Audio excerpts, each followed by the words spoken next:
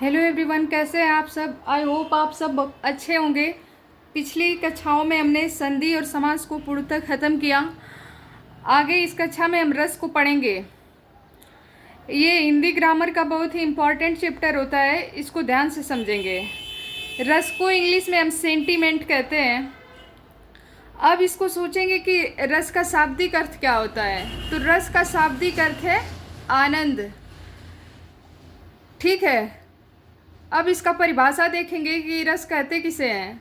काव्य को पढ़ने या सुनने से जिस आनंद की अनुभूति होती है, अर्थात काव्य को पढ़ने या सुनने से जिस आनंद की अनुभूति होती है उसे रस कहा जाता है। अब रस का अर्थ क्या होता है, तो रस का अर्थ श्री धातु से माना गया है। डायरेक्ट प्रश्न पूछ सकता है कि किस धातु से माना गया है, तो श्री धातु से माना गया है। और रस को काव्य की आत्मा या प्राण माना गया है। ठीक है, प्रश्न पूछता है कि काव्य की आत्मा या प्राण किसको माना गया है, तो रस को माना गया है। रस की उत्पत्ति को सबसे पहले परिभाषित करने का श्रेय भरत मुनि को जाता है। ठीक है, भरत मुनि ने अपने नाट्य शास्त्र में रस के 8 प्रकारों का वर्णन किया है। कितने प्रकार का, तो 8 प्रकारों का।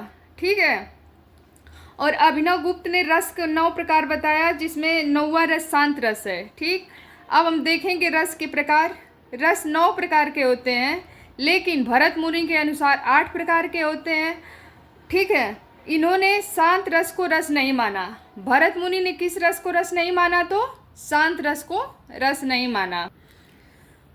अब सूरदास के अनुसार 11 है। हमको ये जानना बहुत ज़रूरी है, कभी डायरेक्ट नाम से पूछ लेता है कि सूरदास के अनुसार रसों की संख्या कितनी है, तो 11। अभिनव गुप्त के अनुसार 9, भरत मुनि के अनुसार 8। तो 9वां रस कौन सा है, डायरेक्ट पूछता है कि 9वां रस कौन सा होता है, तो शांत रस। 10वां कौन सा है, वात्सल्य रस। और 11वां रस जो है भक्ति रस होता है। ठीक है, आगे हम देखेंगे कि रस के अंग 4 होते हैं। ठीक है, अस्थाई भाव, विभाव, अनुभाव तथा संचारी भाव। ठीक, अब अस्थाई भाव क्या होता है, तो वह भाव जो अस्थाई हो, अर्थात काफ़ी समय तक बना रहे, उसे हम अस्थाई भाव कहते हैं। और वर्तमान में इनकी संख्या कितनी है, 11 है।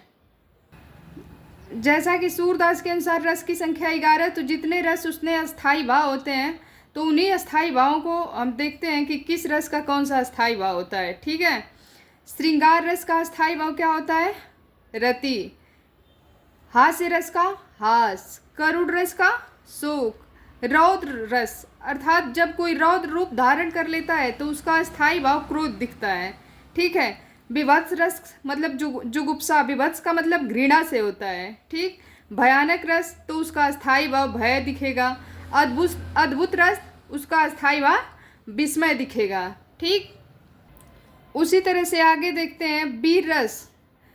जब वीर रस उत्पन्न होता है तो उस व्यक्ति में उत्साह दिखता है, और शांत रस है तो उसका अस्थाई भाव निर्वेद हो जाएगा। वात्सल्य रस का वत्सल यानी प्रेम किसी के प्रति भी हो सकता है, या तो वो छोटे बच्चे के प्रति या किसी बाल के लीला के प्रति।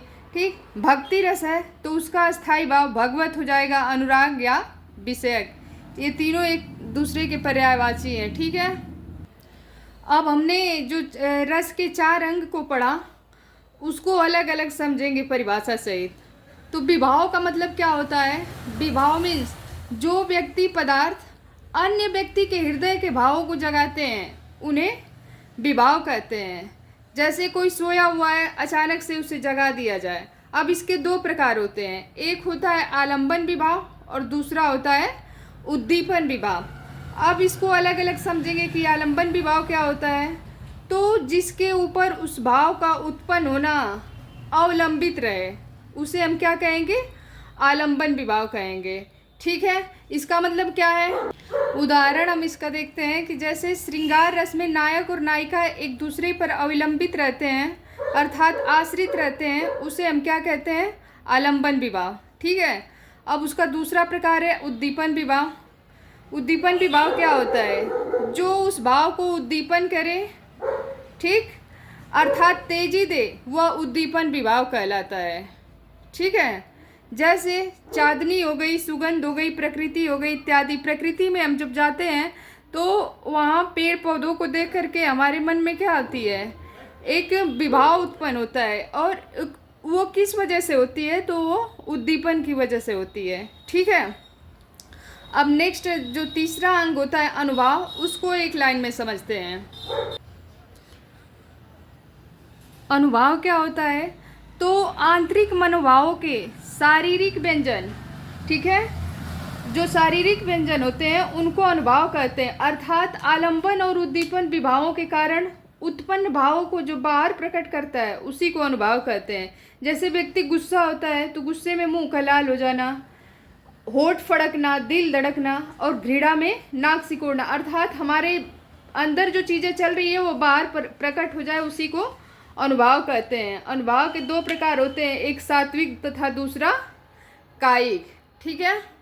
मोस्ट इम्पॉर्टेंट अंग है संचारी भाव। संचारी भाव किसे कहते हैं, तो भाव ज़्यादातर तक न हो अर्थात क्षणिक हो, उसी को हम क्या कहेंगे, संचारी भाव कहेंगे। संचारी भाव की संख्या कितनी मानी गई है, 33। डायरेक्ट पूछता है कि संचारी भाव की संख्या कितनी होती है, तो 33। और इसके एग्जाम्पल देख लीजिए, जैसे इसके प्रकारों का हर्ष, चिंता, गर्व, शंका, निर्वेद, मोक्ष, रोम, ऐसे ही क्या हैं, 33 संचारी भाव हैं। ठीक है। आई होप आपको हमारा क्लास पसंद आया होगा। पसंद आया हो तो वीडियो को लाइक, शेयर, सब्सक्राइब करना न भूलें। जय हिंद, वंदे मातरम। अगले क्लास में हम रस के प्रकार और परिभाषा तथा उदाहरण सहित मिलते हैं।